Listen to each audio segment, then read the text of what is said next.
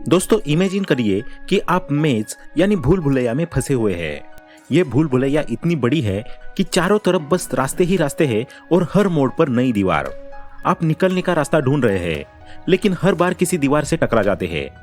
और ऊपर से आपके कंधों पर एक भारी बोरी टंगी है जिसमें लोन्स, ईएमआईज और इंटरेस्ट पेमेंट्स भरे हुए हैं। और जितनी देर आप इस मेज में भटकते रहेंगे, ये बोरी उतनी ही भारी होती जाएगी। अब सोचिए कि क्या होगा अगर आप इस बोरी को उतार कर फेंक दे। अचानक से आप हल्का महसूस करोगे और आपको भूल भुलैया से बाहर निकलने का रास्ता भी साफ साफ दिखने लगेगा। यही है डेब्ट फ्री होने का एहसास। दोस्तों, डेब्ट फ्री होना फाइनेंशियल फ्रीडम की ओर पहला और सबसे जरूरी कदम है। जैसे ही आपके कंधों से कर्ज का बोझ हटता है, आप अपनी जिंदगी को एक नए नजरिए से देख पाते हैं। इसलिए जरूरी है कि लाइफ में आप सबसे पहले अपने कर्जों के साथ डील करें और उसके बाद कुछ ऐसे स्टेप्स और रूल्स को अपने जीवन का हिस्सा बनाएं जिससे आप जल्द से जल्द फाइनेंशियल फ्रीडम को अचीव कर पाए। इन रूल्स की सबसे खास बात यह है कि जो भी इनको अपनाता है उसकी लाइफ में कंपाउंडिंग अपना फुल मैजिक शो करती है और उसे एक मुकाम की ओर ले जाती है जहां पर उसे फाइनेंस की रत्ती भर भी चिंता करने की जरूरत नहीं पड़ती।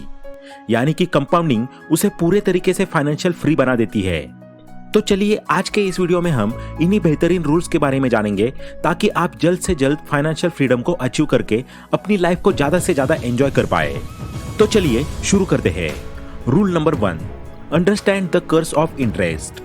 दोस्तों, जिस तरह हर सिक्के के दो पहलू होते हैं, उसी तरह इंटरेस्ट के भी दो पहलू है, एक पॉजिटिव और दूसरा निगेटिव। पॉजिटिव तब होता है जब खुद के पैसों पर इंटरेस्ट मिल रहा हो और निगेटिव तब जब उधार के पैसे ले रखे हो और उन पर इंटरेस्ट चल रहा हो। इंटरेस्ट के बारे में लोग अक्सर ये गलती करते हैं कि जब भी वो ब्याज पर पैसे उधार लेते हैं तो उस समय सिर्फ परसेंटेज देखते हैं, जबकि इसमें परसेंटेज के साथ साथ टाइम भी जरूरी फैक्टर होता है। इंटरेस्ट के खेल में परसेंटेज और टाइम दोनों का बड़ा रोल है। मान लो आपने 2% ब्याज पर लोन लिया है।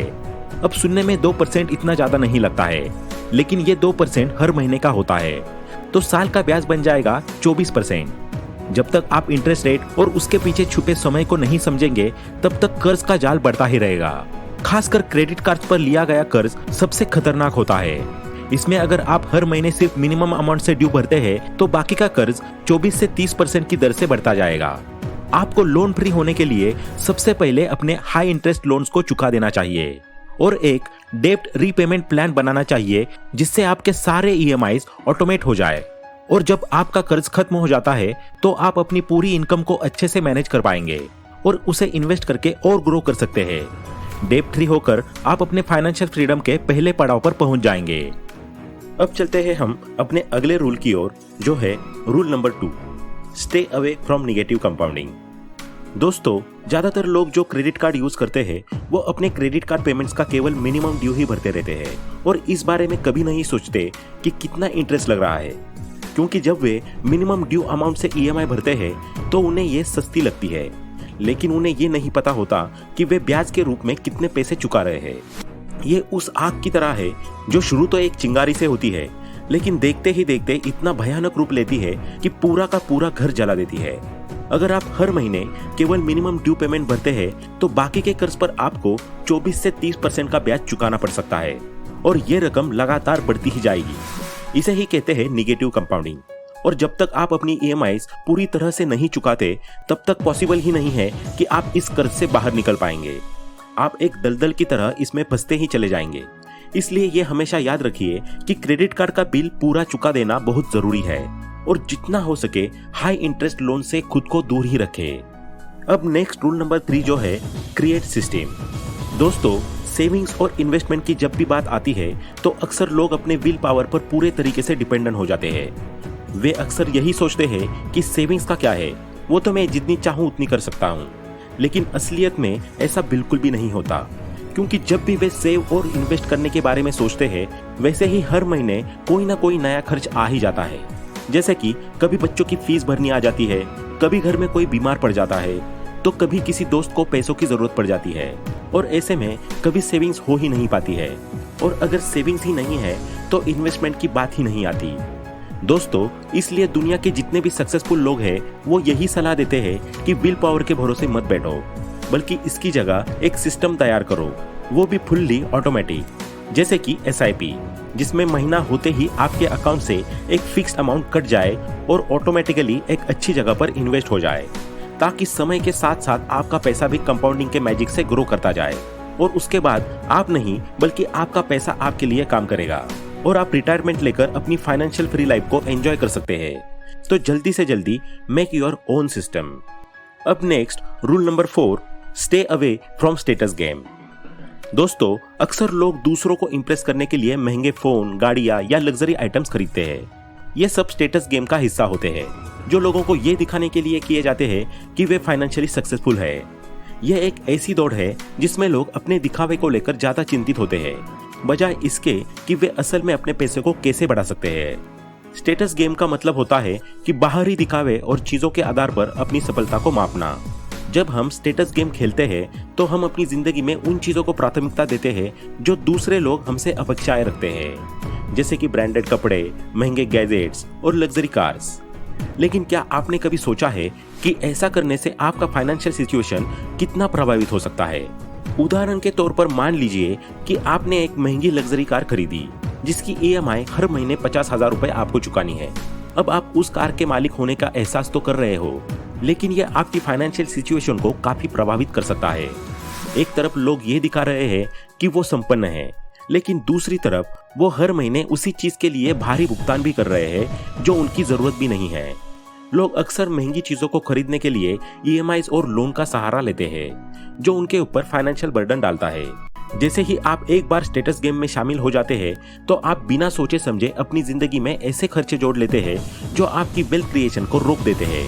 इसके विपरीत रिच माइंडसेट वाले लोग सिर्फ दिखावा करने पर समय और पैसा बर्बाद नहीं करते, वे अपनी इनकम बढ़ाने और इन्वेस्टमेंट्स पर फोकस करते हैं। रिच लोग ये समझते हैं कि असली सफलता उन चीजों में नहीं है जो आप दूसरों को दिखा सकते हो, बल्कि असली सफलता उसमें है कि आपने अपने पैसे को कैसे ग्रो किया है। वे जानते हैं कि मनी गेम खेलना ज्यादा महत्वपूर्ण है, न कि स्टेटस गेम खेलना, क्योंकि यही फाइनेंशियल फ्रीडम की चाबी है। मनी गेम का मतलब होता है अपनी कमाई को सही तरीके से मैनेज करना, उसे इन्वेस्ट करना और समय के साथ उसे ग्रो करना। और स्टेटस गेम में आप जितना खर्च करोगे उतना ही आपका फाइनेंशियल बर्डन बढ़ता जाएगा। दूसरी ओर मनी गेम खेलते हुए आप अपनी वेल्थ को और ज्यादा ग्रो करते हो। श्रीधर वेम्बू का नाम तो आपने सुना ही होगा, जो कि ज़ोहो के फाउंडर है। वो बताते हैं कि उनकी जिंदगी में सिंप्लिसिटी और लॉन्ग टर्म विजन हमेशा प्राथमिक रहा है। वो लोगों को दिखाने के बजाय अपनी मेहनत और निवेश पर ध्यान देते हैं। आज उन्होंने अपनी कंपनी को एक ऐसे स्तर पर पहुंचाया कि वो ग्लोबल हो चुकी है। श्रीधर वेम्बू बताते हैं कि यही सिंप्लिसिटी और फोकस उनकी सफलता का सबसे बड़ा राज है। वहीं दूसरी ओर ऐसे लोग भी हैं जो लग्जरी आइटम्स और एक्सपेंसिव लाइफस्टाइल में फंसे रहते हैं। चलिए अब नेक्स्ट रूल नंबर 5 जो है, अंडरस्टैंड द इन्फ्लेशन। दोस्तों, अगर आपने कभी ध्यान दिया हो तो आपको पता होगा कि ऐसी कोई भी चीज नहीं है जिसकी कीमत समय के साथ नहीं बढ़ती। ये बढ़ती कीमतें इन्फ्लेशन के कारण होती है। मान लीजिए कि आपके पास आज 1 लाख रुपए है और आप सोचते हैं कि उसे बैंक अकाउंट में जमा कर देते हैं ताकि आपके पैसे सिक्योर हो जाए। लेकिन क्या आपने सोचा है कि 10 साल बाद उन 1 लाख रुपए की असली कीमत क्या होगी? चलिए मान लेते हैं कि हर साल इन्फ्लेशन 6% के रेट से बढ़ता है। इसका मतलब ये हुआ कि 10 साल बाद 1 लाख रुपए की कीमत सिर्फ 54,000 रुपए के बराबर होगी। इसे ही कहते हैं इन्फ्लेशन। तो आप जो 1 लाख रुपए आज रखकर सुरक्षित महसूस कर रहे हो, वो 10 साल बाद आधी कीमत का हो सकता है। तो इससे बचने के लिए आपको अपनी वेल्थ को ग्रो करने की जरूरत है, न कि सिर्फ उसे जमा करना। और अगर आपको अपनी वेल्थ ग्रो करनी है तो इसका एक ही रास्ता है, जो है इन्वेस्टमेंट। अब इन्वेस्टमेंट के लिए आपको बहुत सारे ऑप्शन मिल जाएंगे, जैसे कि gold, real estate, stocks, mutual funds या कोई बिजनेस।